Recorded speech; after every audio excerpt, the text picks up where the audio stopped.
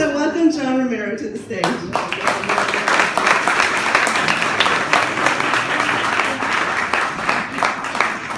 Before I begin, how many people have had Volkswagens in their life? Raise your hand really high.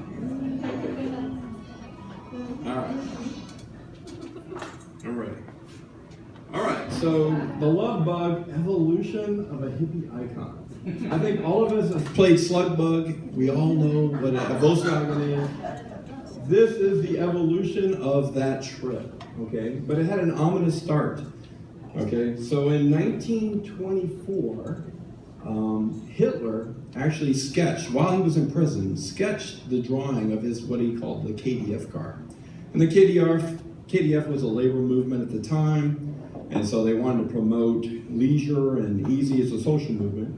And so here we have Ferdinand and Portia showing him the design of the Volkswagen after the Third Reich, after he got out of prison and became in World War II. However, Ferdinand and Portia did not get his ideas alone. I mean, he actually stole ideas from other German cars at the time.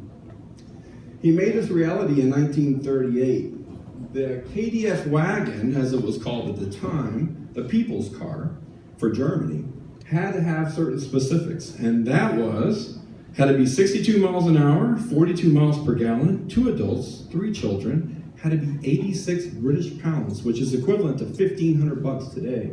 Here, in this photo down the right, that is actually more propaganda because they also were selling the KDF radio at the time. But then, of course, as we know, in 1939, World War II happened. So they turned the Volkswagen plant into a war plant. And they made the Kugelwagen and the Schwimmenwagen, which is actually submersible. The Kugelwagen had to go from 2 adults to 3 childs to 3 men and a gun. Okay, and finally the war is over, okay? The Brits take over in 1945. They actually take over the Volkswagen plant and then say, okay, we're gonna produce this for the Germans to make their economy come back up. And here, and you see in 1946, they already had the thousands Volkswagen come off the line. It wasn't until 1949 that the United States finally got their first Volkswagen. And it was in New Jersey when it opened up. This guy shipped it all the way from Germany and brought it in 1949. But 2 years later, 1 million units were actually in the United States at the time. In order to produce 1 million units, they had to actually create a factory in Brazil.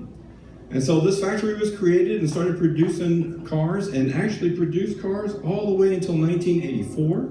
And they actually produced the same Volkswagen at the time. So from 1953 to 1984. In order to sell all those cars, you gotta have marketing. So they started doing marketing. So when it came out, they said, lemon, right? Live below your means. This is a cheap car. It was the people's car. It's the people's car for us in the United States as well. So as these ads start coming out, people start looking into Volkswagens. Okay, so we went from 1 car in 1949 to, 65 million. So isn't it so? Okay, so here they're talking about the rear engine car. In America, everybody had front engines. Here's a rear engine car, air cooled. It's like a lawnmower. So they had all these quirky ads, right? But they really wanted to stress the low price. Okay, still the KDF car. So 1630 back in those days. Finally, we hit the 1970s, 68 to 75, right? If it's ugly, it'll get you there, right? And we also had the gas epic stuff going on with OPEC. So here it is. Here's another quirky ad. If you run out of gas, don't worry. You can push it, right?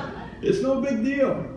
The other thing that the Volkswagen brought to us was the cheap parts. Okay, from all these years, from 1958 on to 61, it was the same parts.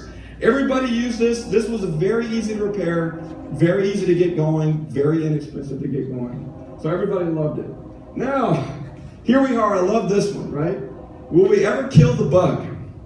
So by 1973, 16.5 million of these things are in American roads, okay? And so this is where the actual icon started. We went from Volkswagen Beetle to Volkswagen Bug. And so today, we all call it bugs, right? We all played slug bug. So here we go. Here's the hippie icon. 60 start.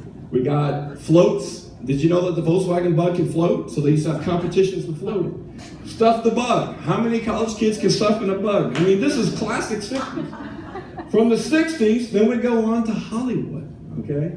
So Hollywood starts to use this icon, and everybody knows Herbie, okay? But did you know Elvis drove a bug, okay?